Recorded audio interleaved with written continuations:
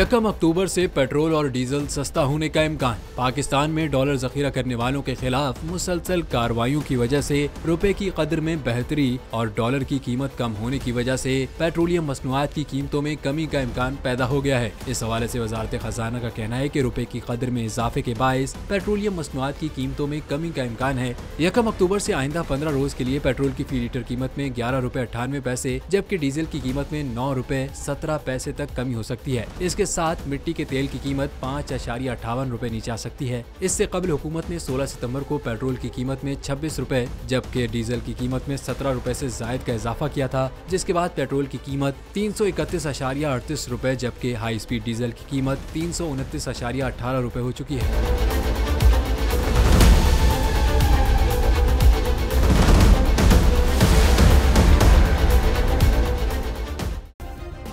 Subscribe करें और bell दबाएं ताकि कोई खबर रह न जाए।